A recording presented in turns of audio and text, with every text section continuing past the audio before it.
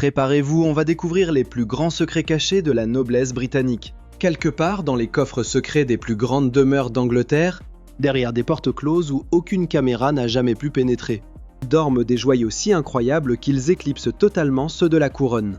Oubliez les tiares que l'on voit lors des réceptions royales ou à la une des magazines de mode mondains. Ce sont des couronnes oubliées, des colliers précieusement cadenassés, des pierres chargées de siècles de scandales, d'amour et de pouvoir impérial que personne ne soupçonne.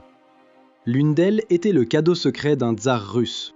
Une autre s'est volatilisée dans un aéroport pour être bradée une misère. Une troisième porte même l'emblème d'un ordre sacré de l'Empire russe sur son sommet. Restez bien avec moi jusqu'au bout, car ce qu'on va découvrir va totalement changer votre regard sur ces nobles. La tiare de perles de Lady Montagu. Dans les collines verdoyantes du Hampshire se dresse le magnifique domaine de Beaulieu, foyer de la famille Montagu depuis des générations.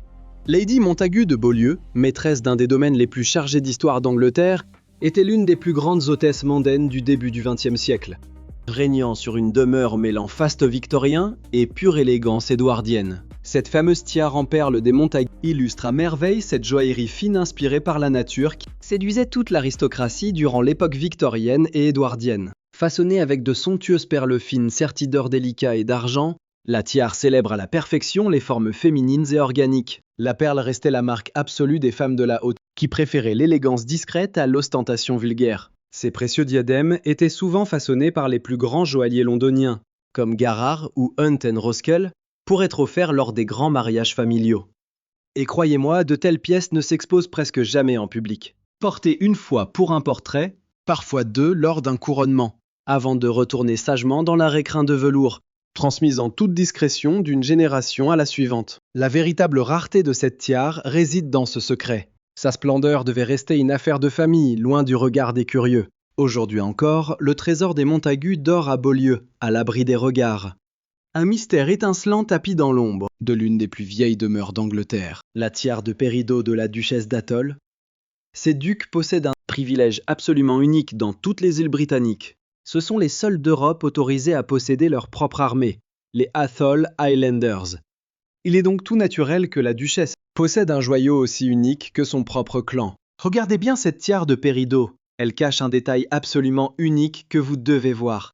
Le Pérido, cette pierre d'un vert citron éclatant, issue de l'activité volcanique au plus profond de la Terre, ne décorait presque jamais les tiares des nobles. Accrochez-vous, cette pierre n'a pas le prestige du rubis, mais sa couleur insolite était un choix audacieux. Pourtant, c'est exactement ce qui rend cette tiare si fascinante. Sertie d'or, elle brille d'un éclat vert chaud et mystérieux. Seuls les plus beaux péridots birmans ou égyptiens possèdent cette lueur unique. Ce diadème révèle une famille prête à suivre sa propre vision artistique, loin de céder aux caprices de la mode. Le château de Blair dans le Perthshire est le domaine des Atholl. Ces murs blanchis abritent des siècles de trésors familiaux accumulés. Cette tiare en Pérido repose très probablement au sein de cette collection, cachée au milieu des portraits et reliques écossaises de l'une des dynasties les plus puissantes d'Écosse. Ce bijou n'a pas été conçu pour briller lors des couronnements officiels. Il a été façonné sur mesure pour une duchesse des Highlands. Regardez bien, car cette terre sauvage en garde jalousement le secret. La tiare en aigle marine de Lady Esquef est légendaire, et le nom de Cartier fait déjà battre les cœurs. Ajoutez-y l'aigle marine, ces pierres divines évoquant la couleur de la mer des Caraïbes en hiver, recherchées pour leur pureté absolue et leur profondeur glaciale envoûtante. Devant de telles gemmes, on comprend enfin l'immense pouvoir que Lady Esquef détenait. La famille Esquef, établie à Easton Neston dans le Northamptonshire, comptait parmi les dynasties aristocratiques les plus riches d'Angleterre au XIXe siècle. Leur immense fortune reposait entièrement sur le charbon du Lancashire et leur ambition. Ce chef-d'œuvre de Cartier a très probablement été créé durant l'âge d'or de la célèbre maison dans les premières décennies du XXe siècle. Pensez-y une seconde. Louis Cartier créait alors l'incomparable Art déco et ses parures de style guirlande qui ont marqué l'époque. Leur création de l'époque mettait en valeur des pierres taillées en degrés d'une transparence incroyable, somptueusement montées sur du platine. Elles s'entouraient souvent d'un délicat pavage de diamants, faisant flotter la superbe aiguë marine au milieu d'un nuage de lumière. Mais ce qui distingue vraiment cette œuvre, c'est son histoire unique. La maison Cartier réservait ses plus belles pièces à sa clientèle d'élite. Et une commande d'une telle envergure hissait directement les Esquef parmi les collectionneurs les plus sélects d'Angleterre. Loin des diamants tape à l'œil des aristocrates rivaux, Cette tiare incarnait une magnificence royale mais discrète. Ce joyau n'est plus apparu en public depuis des décennies. On raconte qu'il sommeille toujours au chaud dans la collection privée des Hesketh. Preuve éclatante que les secrets les mieux gardés sont parfois ceux que l'on dissimule avec le plus grand soin. Parlons maintenant de l'incroyable collier en diamant de la duchesse de Portland. Les ducs de Portland figuraient alors parmi les dynasties les plus puissantes et fortunées de Grande-Bretagne. Leurs immenses domaines s'étendaient à l'époque jusqu'au célèbre Cavendish Square de Londres, englobant de vastes territoires du Nottinghamshire et la majestueuse abbaye de Welbeck, célèbre pour son incroyable salle de bal entièrement souterraine, une merveille que nous n'oublierons pas. Suivez-moi chez cet excentrique 5e duc. Le collier de diamants de la duchesse de Portland incarne parfaitement cette démesure et cette immense fortune. Ces diamants familiaux étaient légendaires. Ils provenaient des acquisitions accumulées par des générations de ducs conscients que ces pierres, contrairement aux terres, devenaient de l'argent liquide si la roue tournait. Les colliers de diamants de la duchesse arboraient généralement un style en rivière, de longues rangées continues de diamantailles brillants ou de somptueux arrangements en festons, doté de pendentifs centraux amovibles à porter selon les envies. La rareté de ce collier réside aujourd'hui dans l'histoire du déclin des Portland au XXe siècle. Les immenses domaines furent morcelés, Welbeck fut transformé, et les trésors de ces grandes demeures dispersés dans des ventes privées. Attention, car on ignore encore aujourd'hui où ces joyaux ont fini. Certaines pièces furent vendues discrètement, d'autres dorment peut-être encore en secret. Ce collier appartient à ces trésors aristocratiques qui deviennent de plus en plus mystérieux avec le temps. Étincelant de réputation, invisible en réalité, brillant quelque part dans l'ombre. La tiare de Ruby Milford-Haven. Vous allez voir, l'histoire prend ici un tournant digne d'un film. La propriétaire de ce bijou était la comtesse Nadejda de Torby, petite fille du tsar Nicolas Ier de Russie du côté de son père, effet incroyable, petite fille du poète Alexandre Pouchkine côté maternel. Bannie de Russie car le mariage de ses parents était jugé morganatique, indigne du rang impérial, elle grandit donc dans l'ombre de la cour impériale sans jamais avoir le droit d'y entrer. En 1916, elle épousa le prince George de Battenberg, devenant ainsi marquise de Milford-Haven, et par cette union, la tante du duc d'Édimbourg, la plaçant aux portes même de la famille royale britannique. En cadeau de mariage de son père, le grand-duc Michel, et de sa mère, la comtesse Sophie, Nadejda reçut le kokochnik en rubis de Milford-Haven, un diadème spectaculaire signé Boleyn, le joaillier de la cour impériale, vers 1890. Ce bijou mêle rubis cabochon et diamants taillés disposés en trèfle, étoiles et fleurs de lys, et croissants formant un kokochnik traditionnel russe, dont chaque élément amovible peut se porter séparément en broche. Tout au sommet trône un détail historique qui fait frémir les passionnés de royauté. L'élément central est une étoile miniature de l'ordre impérial de Sainte-Catherine, la plus haute distinction qu'une femme pouvait recevoir sous l'Empire russe. Un diadème identique orné de saphir au lieu de rubis fut offert à la jeune sœur de Nadejda, Lady Zia, lors de son propre mariage. Deux miroirs d'exception, qu'en pensez-vous? Accrochez-vous. L'une en rubis, l'autre en saphir, une seule reste traçable. La marquise fut photographiée portant ce kokochnik de rubis à l'ouverture du Parlement en 1924, puis au couronnement du roi George VI et de la reine Élisabeth en 1937, arborant aussi ce que l'on décrivait comme un immense pendentif en rubis cabochon, très probablement un autre précieux héritage des Romanov. Ce diadème est resté dans la famille pendant plusieurs décennies, transmis directement aux marquises successives de Milford-Haven. En 1994, Penelope Thompson le porta pour épouser Lord Ivar Mountbatten, et la princesse Margaret dut l'empêcher de glisser de ses cheveux, en le fixant elle-même de ses propres mains. Elle a ouvré grand les yeux. Juste après ce mariage, le joyau est vendu, transitant par plusieurs propriétaires différents avant d'atterrir chez un mystérieux homme d'affaires russe. Il a été exposé à plusieurs reprises, notamment au musée de l'Ermitage à Saint-Pétersbourg en 2004. Un diadème né en Russie, apporté en Angleterre par la petite fille d'Alexandre Pouchkine, porté fièrement lors d'un couronnement britannique, et aujourd'hui jalousement gardé par un collectionneur privé russe. Son destin reste tout aussi extraordinaire que ses pierres. Le diadème de Bath. Quelle ironie de voir l'un des diadèmes de diamants les plus spectaculaires de la noblesse anglaise appartenir à la famille régnant sur le domaine de Longleat, la toute première demeure historique britannique à ouvrir ses portes au public payant. Les Thynnes, marquis de Bath, ont bâti leur fortune sur l'affichage public. Pourtant, leur diadème est resté caché la majeure partie de son existence. Conçu en 1862 pour les 4e marquis et marquises de Bath, ce diadème étincelant se compose de festons de diamants sur une base d'arceaux scintillants. fabriqués à partir de pierres provenant de plus anciens héritages familiaux. Il y a quelque chose de profondément aristocratique dans ce détail. Des diamants légués par les anciens, réinventés sous une structure inédite, portant tout le poids de l'histoire familiale à travers leurs facettes. Regardez bien cette photo. Le premier cliché de ce joyau porté date du début des années 1910, arboré par la 5e marquise de Bath pour un portrait officiel, retrouvé à Longleat House il y a peu. Puis arriva la célèbre Daphne Fielding, figure emblématique de la jeunesse dorée des années 20, alors mariée au vicomte Weymouth. C'était une femme d'une intelligence vive et d'une audace incroyable, devenue plus tard une célèbre écrivaine. En 1938, elle le porta pour accompagner le marquis auprès de la princesse Marina, duchesse de Kent, lors d'un bal aux Assembly Rooms restaurés de Bath. L'année suivante, elle l'arbora de nouveau à Covent Garden lors de la visite d'État française en 1939. Puis le divorce éclata et le diadème disparut dans l'ombre. Le couple divorça juste avant le couronnement de la reine Elisabeth II en 1953, laissant le marquis défiler seul dans son carrosse. Ni la marquise suivante ni celle d'après ne furent vues portant ce joyau. Pendant des décennies, ces fabuleux festons de diamants restèrent silencieux. Et croyez-moi, tout bascule en 2013 quand Emma McQuiston, accrochez-vous, on commence avec un mariage royal, rejeté en bloc par sa noble famille. Emma, devenue marquise de Bath, s'est totalement approprié cette tiare légendaire depuis. Elle l'affiche fièrement lors d'anniversaires, de mariages mondains et de fêtes grandioses à Longleat, la vieille aristocratie du diamant reconquise par une nouvelle génération. Cette tiare magique, accompagnée d'une rivière de diamants et de sa robe de mariée, vient tout juste d'être exposée au château de Longleat, la tiare de trèfle diamantée.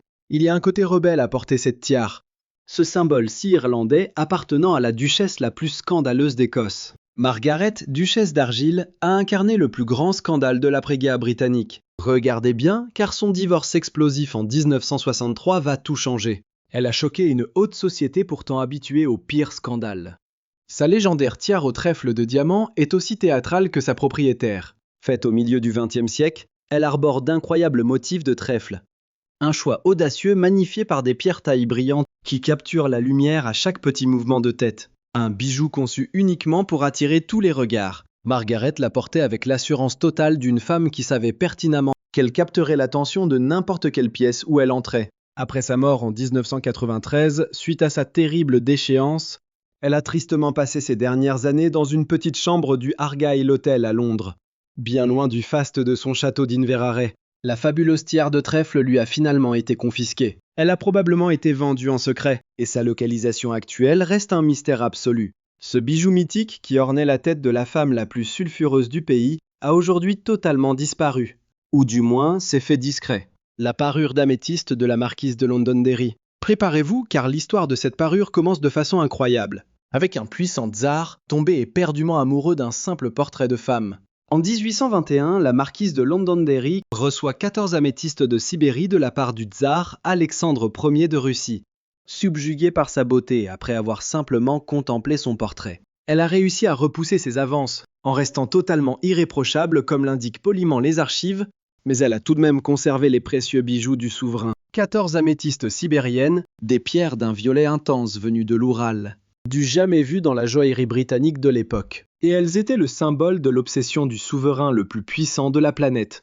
En 1916, ces joyaux ont été montés en tiare pour la 7e marquise, mais elle préférait les porter en broche plutôt qu'en tiare étincelante. Plus tard, la 9e marquise les a transformés en colliers et en bracelets. Chaque génération a su s'approprier ces pierres exceptionnelles. Et c'est ainsi qu'on voit chaque femme adapter ce cadeau impérial à sa propre époque. Vous et moi allons découvrir comment le marquis de Londonderry a fini par perdre son trône. Pourtant, ces bijoux, dont la parure d'améthyste, sont prêtés de façon permanente au Victoria and Albert Museum à Londres, même s'ils restent la propriété exclusive de la famille qui peut toujours les porter. Les voilà donc, à la fois publics et privés, exposés derrière une vitrine, ces pierres qui ont autrefois émerveillé un tsar, portées jadis lors du couronnement du roi Guillaume IV, sublimant le cou et les poignets de générations entières de marquises. Regardez, mais ne touchez pas, ils appartiennent toujours à cette dynastie. Ils attendent leur heure. Le diadème d'Argyll.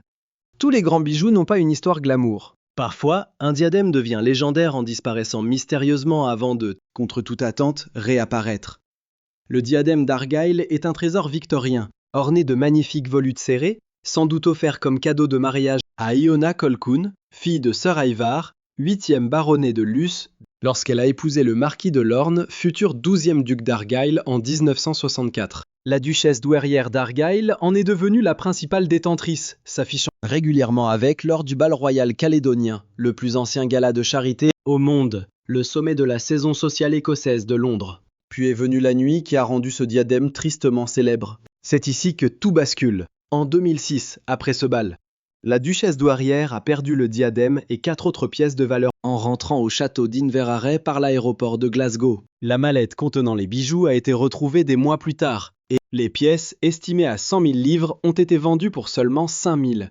Un diadème en diamant bradé au prix d'une voiture d'occasion. Mais l'histoire ne s'arrête pas là. 6 ans après, la duchesse repère une broche Cartier du lot perdu dans un catalogue d'enchères. Les bijoux ont été formellement identifiés puis restitués.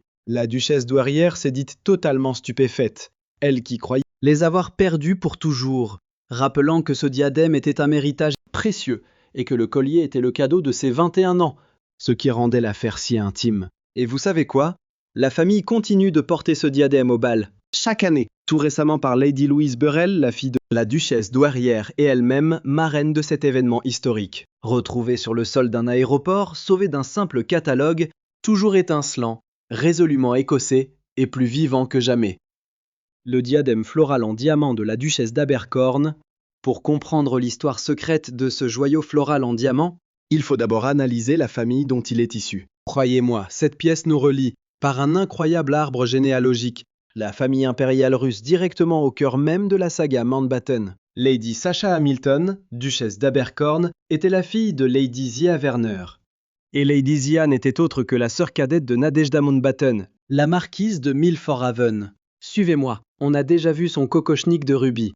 2 sœurs, fille du grand-duc Michel de Russie et petite-fille du célèbre écrivain Alexandre Pouchkine. C'est par cette lignée extraordinaire que la tiare de diamant d'Abercorn est arrivée jusqu'à la duchesse, reflétant le goût et la fortune immense d'une famille alliant la démesure impériale russe à la retenue aristocratique britannique. Ce bijou arbore un style floral d'un réalisme saisissant. Des bouquets de fleurs en diamant aux pétales articulés qui tremblent. Regardez bien, elles vibrent à chaque mouvement. Un montage en tremblant, signature des plus grands joailliers du 19e siècle. Chaque corolle est pavée de diamants étincelants de taille brillante, sur de fins fils de platine, donnant l'illusion que les pierres flottent dans l'air. Les ducs d'Abercorn règnent sur leur immense domaine d'Ulster, de Baroncourt depuis le XVIIe siècle.